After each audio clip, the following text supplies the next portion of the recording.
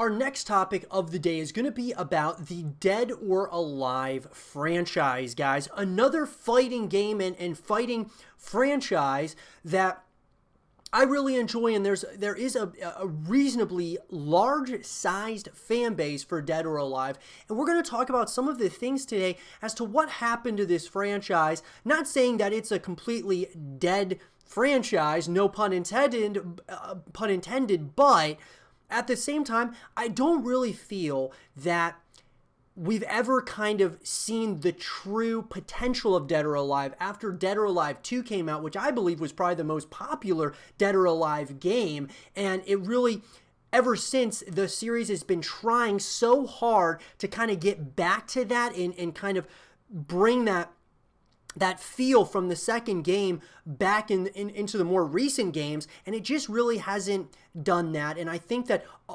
along with some controversies in the franchise has kind of made it one of those franchises that is kind of on the lower tier list when it was on the higher end of fighting games in general. So let's kind of talk about what happened to Dead or Alive.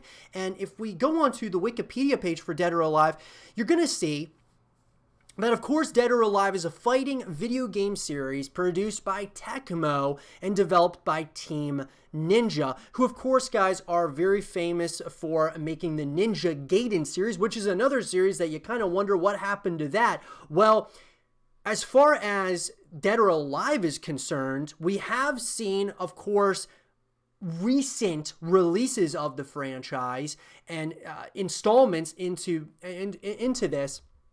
It is primarily composed of fast-paced 3D fighting games that begun with the original Dead or Alive in 1996. So this is a game, guys, that's dating back to 96, which is crazy. A lot of these fighting games date back really far in the past, guys. It's just these fighting games, what's amazing about the fighting game genre is just the sustainability of it. I mean, it's just people come back to play these games over and over and over again, at least to try them out for a period of time.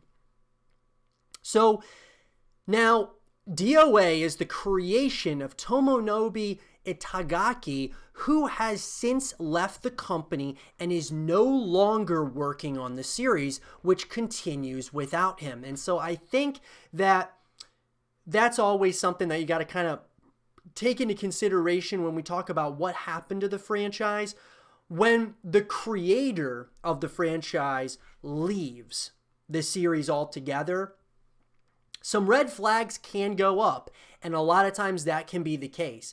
Like, think about, let's just say, for example, you had Hideo Kojima, who obviously was, with the Metal Gear Solid series and ended up leaving after, making a number of titles, and all of a sudden now we get a new Metal Gear Solid game, and it's like expecting it to be what it was with Hideo Kojima, and we all know that's not the case with the recent installment, of course, of the Metal Gear Solid series. So I think that it's not all, obviously there is still going to be significant talent over at Team Ninja and such to helm this franchise, but at the same time, when your creator leaves, that can really draw some red flags. Now, Dead or Alive has been praised for its impressive fighting system, graphics, and interactive environments. In addition to its fast-paced countering-based play system, the franchise is also known for its female characters, which is absolutely true, and probably one of their biggest characteristics within the Dead or Alive franchise. This aspect of this series' popularity led to the creation of the spin-off game Dead or Alive Extreme Beach Volleyball and its sequels. And so this, guys, is kind of where the franchise started to get a little bit edgy.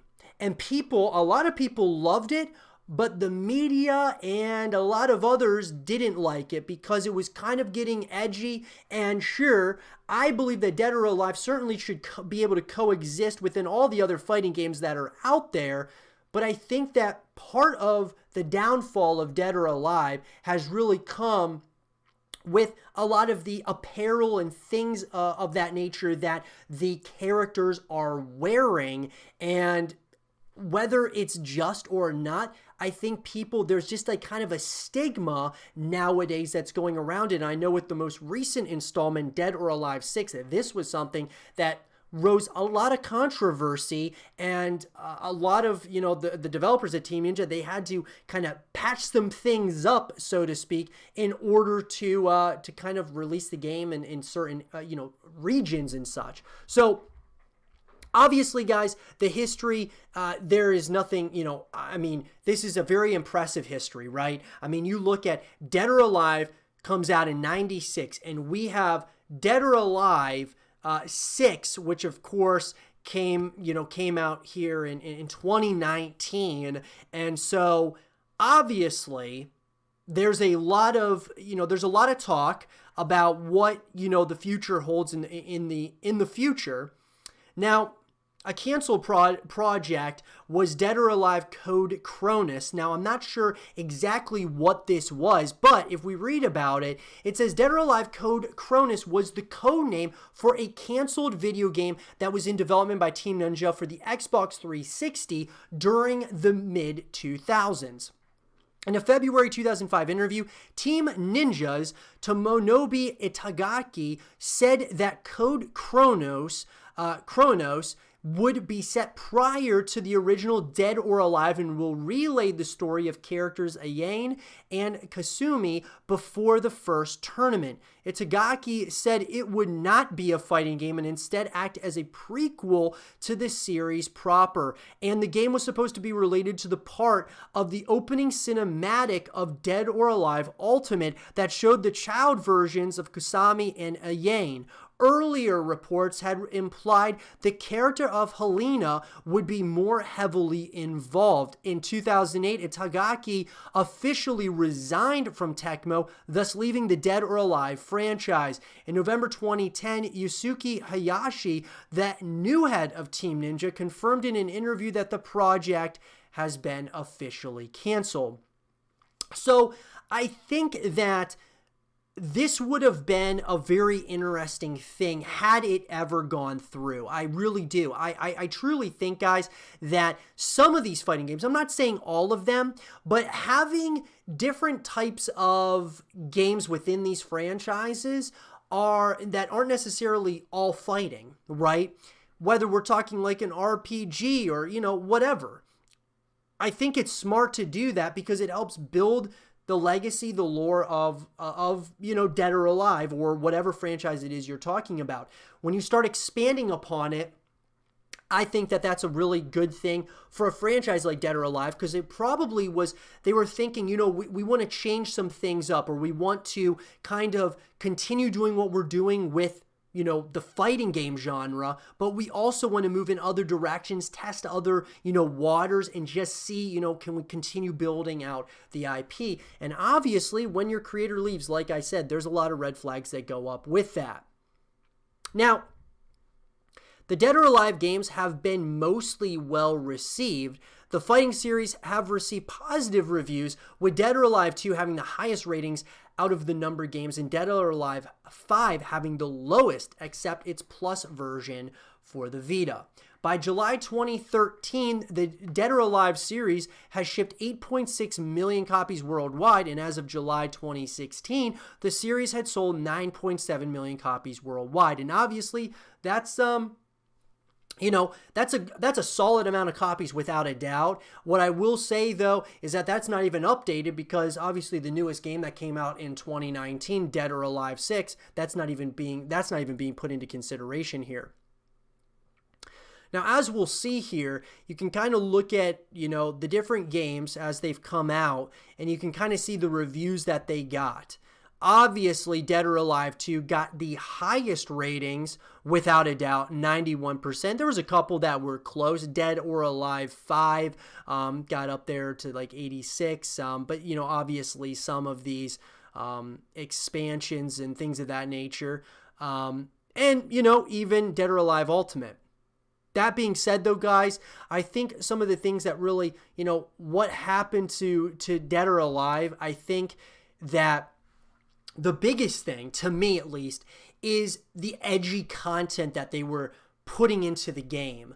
The way that the characters were dressed was something that I actually liked. I really did. I thought it was different. It was unique to Dead or Alive, and I think that was something that was really cool about it. But there was a lot of people, which I understand, that just didn't like that. That, it was kind of one of those games that obviously some people didn't feel that their kids should be playing, or similar to like Mortal Kombat, because of how gory and gruesome Mortal Kombat is. A lot of parents don't want their kids to play Mortal Kombat, especially from a young age. Dead or Alive has that same stigma. However, Mortal Kombat has been consistently evolving, and I think that it's got, it's just got such a strong fan base. It's up there, of course, with Street Fighter and, of course, Super Smash Brothers. But Dead or Alive, guys, could this be a game that makes a significant comeback in the future? I would say most likely not, simply because the creator of the franchise did leave, and I think there's a lot that they've got to do to really earn a lot of in order to get a lot of people to come, back to the franchise. And to be honest with you guys, when they toned down the way in which their characters looked as far as what the characters wore and such, I think it turned off a lot of the people who were actual fans of the franchise, because it was one way or another, Team Ninja, they were in a lose-lose situation. If they had those, scantily clad type of, edgy content within Dead or Alive, then there would be a lot of people who would not like that. But if they, clothe their characters way too much, then you're going to lose the real passionate fan base part of it, or a lot of those passionate fans. So it's kind of, one of those franchises that's in a very, very much so a dilemma, a self-identity crisis, so to speak, in Dead or Alive. But the story's not over yet. I'll be interested to see kind of what happens here in the near future, and I can't wait to share more information with you guys as more information comes out.